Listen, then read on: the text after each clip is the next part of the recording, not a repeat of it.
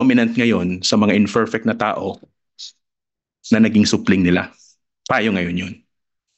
Kaya minsan magyayabang tayo, minsan nagiging sakim tayo, minsan gusto nating greed, yan. Gusto nating mas maraming mga bagay kaysa dapat sa atin. So ito yung attitude na kung sasabihin natin ay parang very toxic na attitude. Espiritu ng sanlibutan compared natin sa isang toxic na espiritu or substance or air na pwedeng makalason sa atin. Ngayon, ginagamit ni Satanas ang toxicity na ito para tamaan ang lahat ng mga tao. So, panganib, di ba? Pag ang isang substance ay toxic or yung isang hangin dyan na hindi nakikita ay toxic, pwede kang mag-collapse lang basta-basta na hindi mo alam. So, tingnan natin ang isang illustration na ito. Tingnan natin sa picture. Yung third picture natin. So alam nyo ba ito, mga kapatid? I think sa Kingdom Hall meron ganito, di ba? Yung carbon monoxide detector. Di ba? Ga-alarm yan sa bahay minsan pag mahina ang baterya. Bakit meron ganyan? Kasi may toxicity na pwedeng maging mapanganib sa bawat isa sa atin. Kapag mahina ang baterya niyan, hindi magpa-function ng mabuti yan. Dapat medyo maintain yan para mag-alert palagi. Carbon monoxide. Carbon dioxide. May gas leak sa bahay ninyo. So yun ang kailangan na i-develop ng bawat isa sa atin mismo. So, paano natin madi-develop mismo ang bagay na ito? So bakit napakahalaga ito para sa atin? Hindi pa pwedeng basta na lang tayo i-shield ni Jehovah, protectionan tayo, or alasin dito sa lupa. Kasi nandito yan, dominant attitude sa earth. Kontrolado ni Satanas sa Diablo. Very interesting, sa Bible, merong sinabi si Jesus Christ na dapat nating pag-isipang mabuti na involved tayong lahat dito. Tingnan natin yung Juan 17, 15 hanggang 17. Juan 17, 15 hanggang 17. Sa prayer ni Jesus Christ, nai-involve tayo lahat. Ganito yung prayer ni Jesus Christ na sinabi niya kay Jehovah. Sabi niya, hindi ko hinihiling, sabi ni Jesus Christ, na alisin mula sila sa sanlibutan. Kundi hinihiling ko na bantayan mo sila dahil sa isa na masama, si Satanas, yung nagpo-promote ng toxicity, di ba? Ng espiritu ng sanlibutan. Hindi sila bahagi ng sanlibutan kung paano ako ay hindi bahagi ng sanlibutan. Pabanalin mo sila sa pamamagitan ng katotohanan.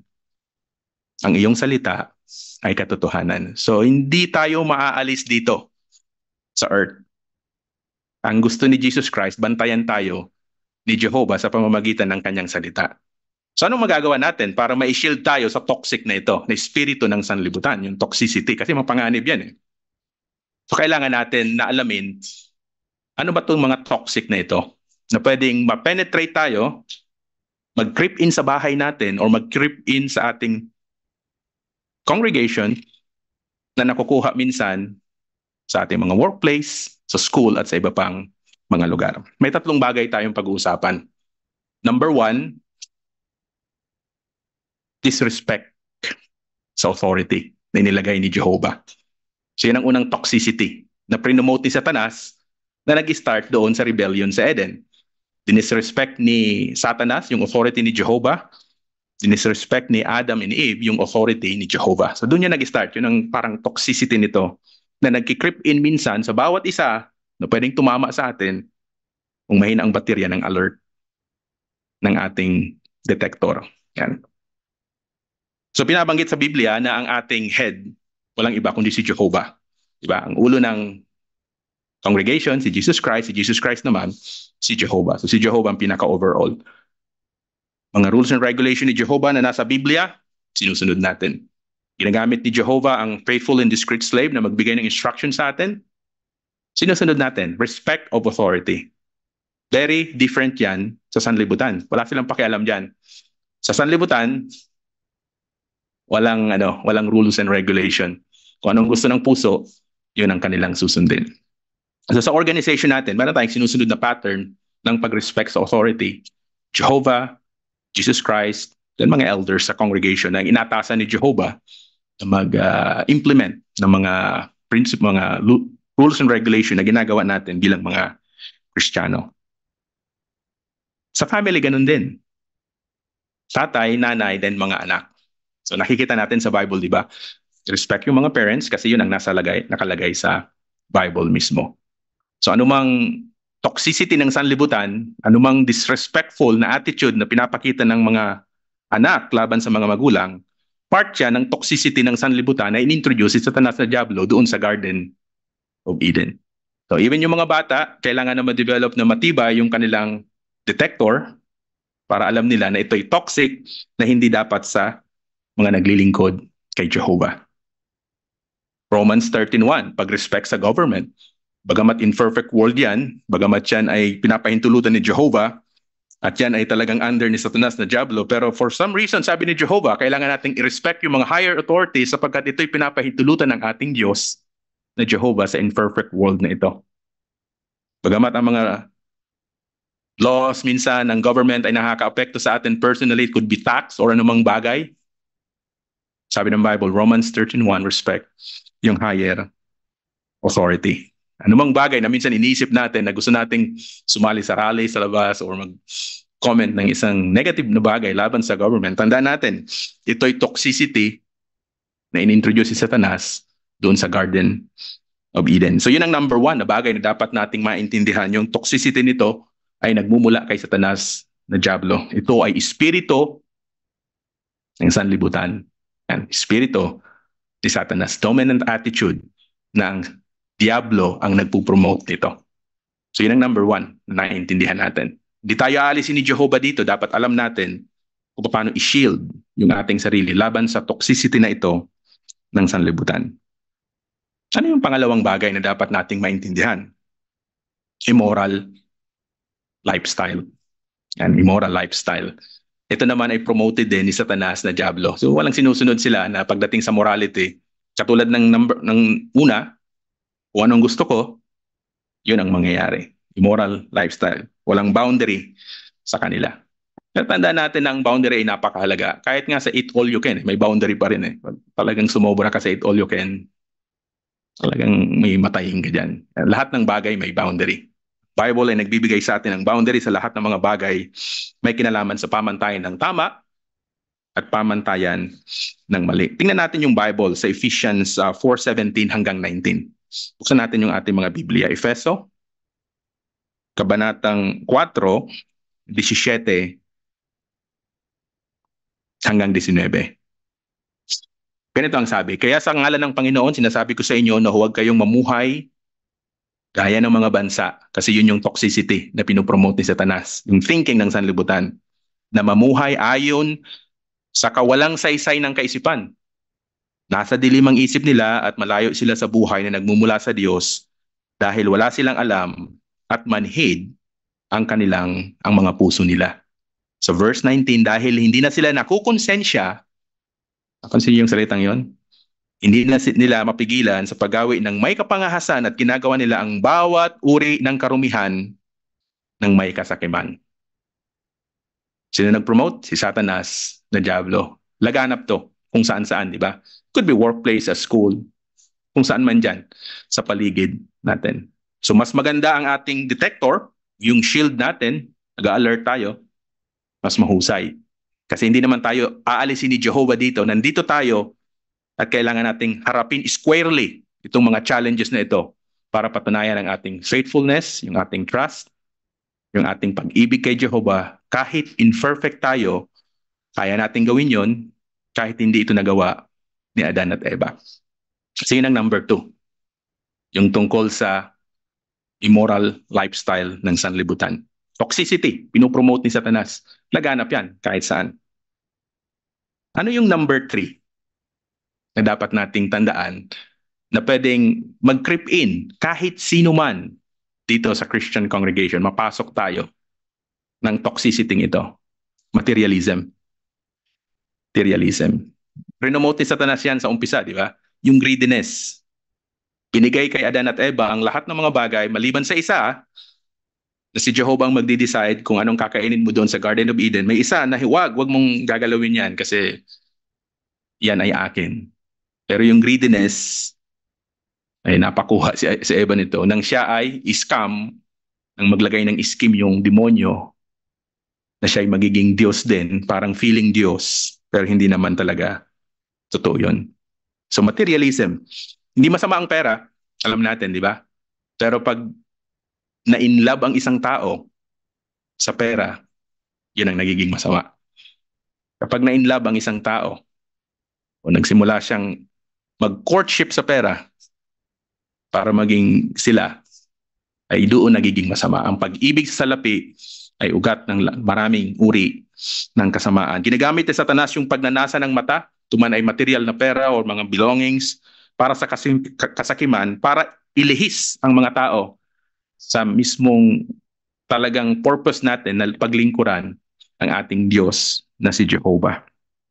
O makapagtitiwala tayo na ilalaan ni Jehovah ang ating material na mga pangailangan without compromising yung mga principles na binigay sa atin ni Jehovah mismo. So napakahalaga ito para sa atin na maintindihan ng bawat isa na itong tatlong bagay na ito, yung disrespectful sa authority, yung ating mismong moral lifestyle, yung immoral lifestyle ng mga tao, at materialism ay part ng espiritu ng sanlibutan, very toxic.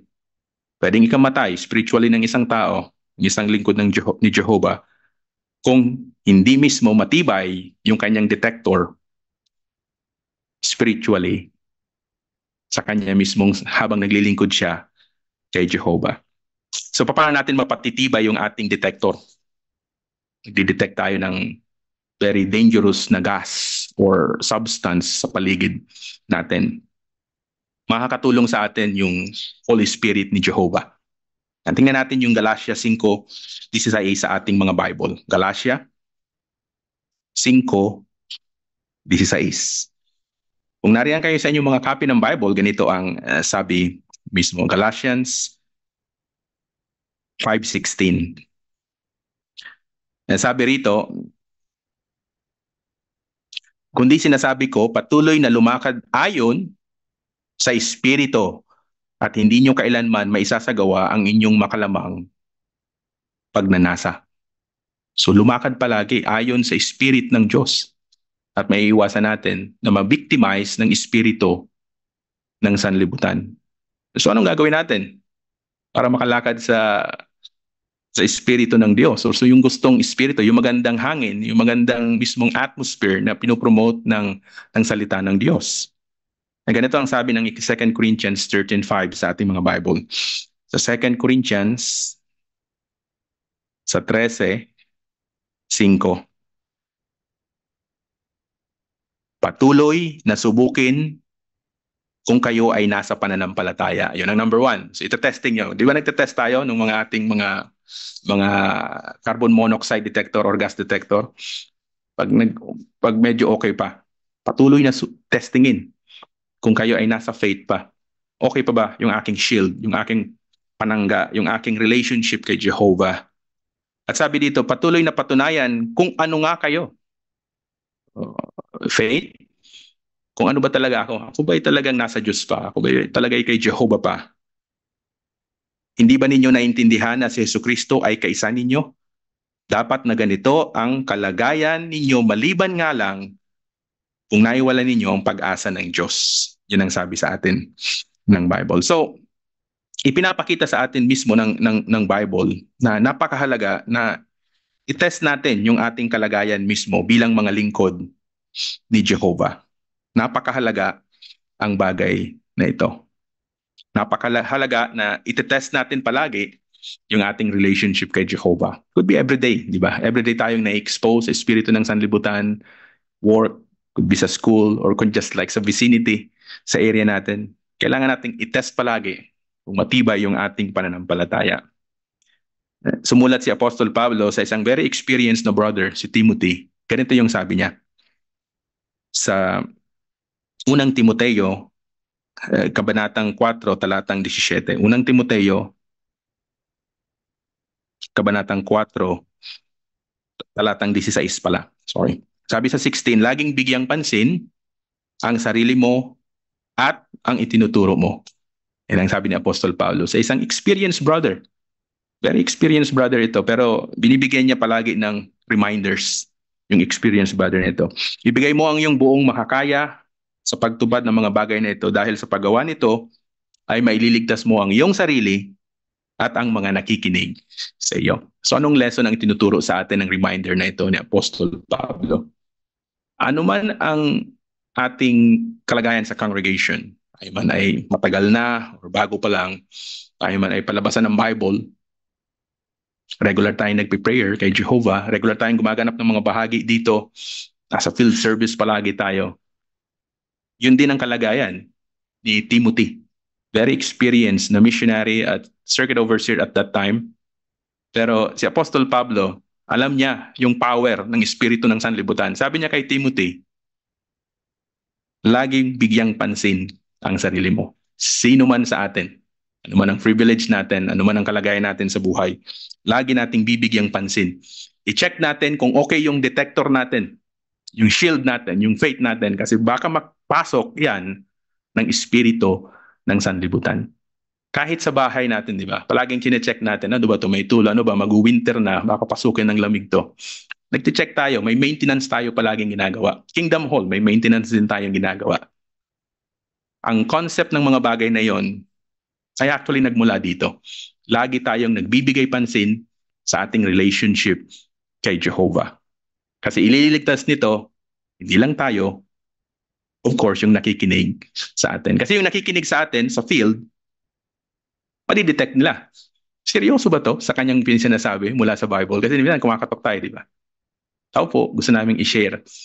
Yung the way na nag introduce tayo ng salita ng Diyos, may mga tao na very sensitive. Alam nila kung tayo ay truthful or genuine sa ating sinasabi. Kaya sabi ni Apostol Pablo, bigyang pansin ninyo ang inyong mga sarili. Kasi baka mahalata ng mga tao kung talagang genuine tayo sa ating sinasabi sa kanila, may kinalaman sa salita ng Diyos or baka talagang gusto lang nating sumama sa larangan. Yan. So ito ang magandang reminder sa atin ni Apostol Pablo. So ano pang magagawa natin tungkol sa bagay na ito? Tingnan natin itong isang picture pa dito. Picture pa tayo.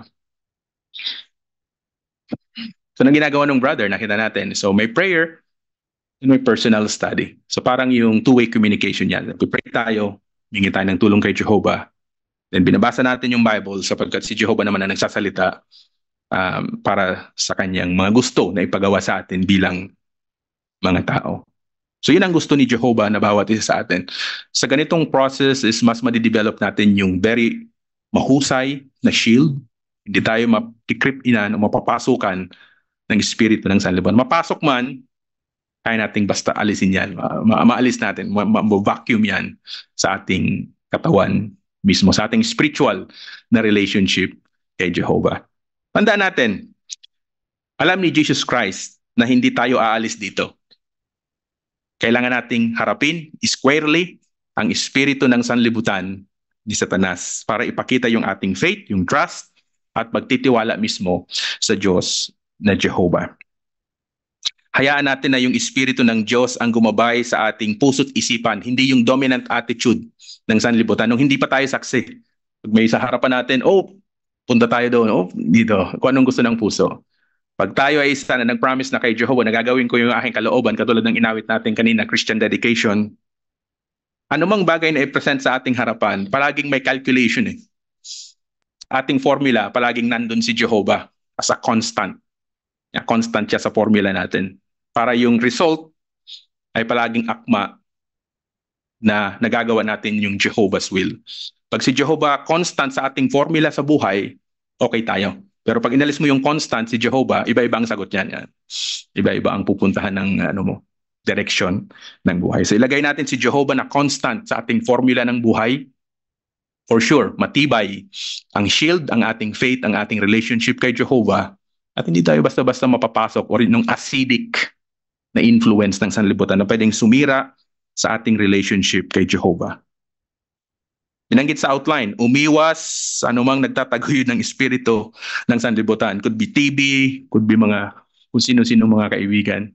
Na ang kanilang promotion is yung thinking ng sanlibutan. Pag ito ang kasama mo, birds of the same feathers, flocks together. Pag kasama mo paniki ka, syempre, di ba? Pag kasama mo mga kalapati, kalapati ka. kasama mo mga vulture, mukhang vulture ka rin siyempre. Alam nga naman sumama yung kalapate sa vulture, kakainin siya mismo noon. So yung association natin could be social media, school. Hindi tayo aalisin dito ni Jehovah. Nandito lang tayo, pero kailangan nating harapin squarely ang mga challenges na ito. So hayaan natin ang banal na espiritu na siyang gumabay muna sa atin at maka-impluwensya sa ating buhay. Maging kaibigan tayo ni Jehovah at magkakapribilehiyo tayo na patunayan na sinungaling si Satanas na Diablo. Mali yung scam niya. Yung scam niya, alam natin agad yun. Although sa ngayon, di ba, kahit na sabing lawyer, matatalinong tao, na i-scam pa rin, di ba? Maririnig tayo ngayon, lawyer na-scam pa rin, lawyer yan, ha? Teacher, na-scam pa rin. Manager ng bangko, na-scam pa rin. Politiko naman loloko, naloko pa rin. Yun. So, ganun ka-powerful si Satanas na Diablo. So, mag-ingat tayo sa scam ni Satanas.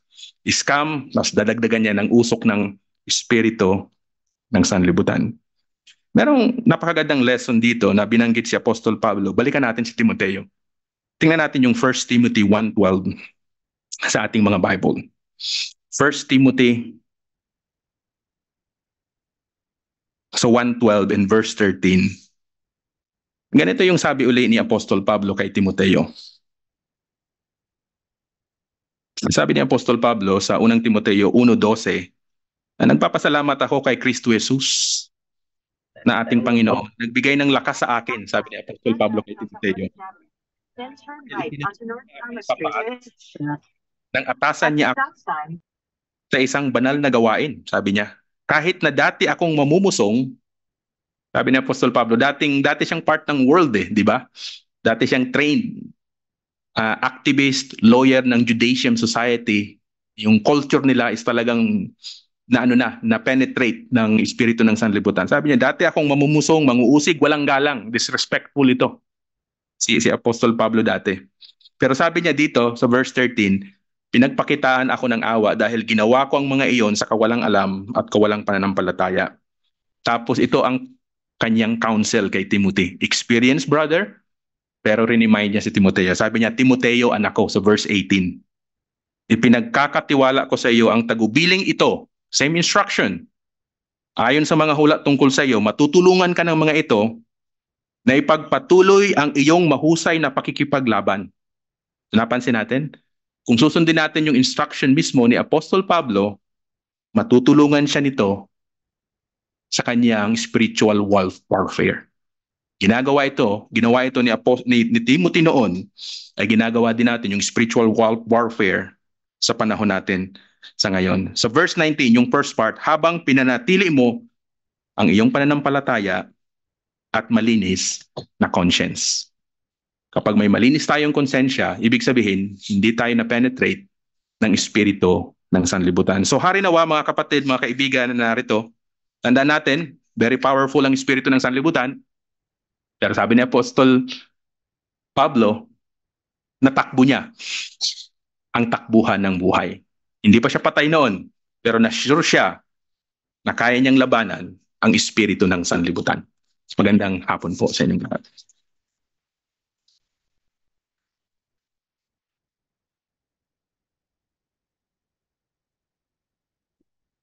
Sa lahat, gusto natin pasalamatan ang ating Diyos na Jehovah at sa iyo, Brother Abbas, sa inyong mahusay at malinaw na pahayag. Nakita namin kung anong kailangan namin gawin para protektahan ang aming sarili mula sa espiritu ng sanlibutan. At inanyahan namin kayo na bumalik dito sa kinamuna ito sa ganitong oras. Sa susunod na Sabado, mapapakinggan natin isang salib biblang pahayag at ang tema ay maging tapat sa lahat ng iyong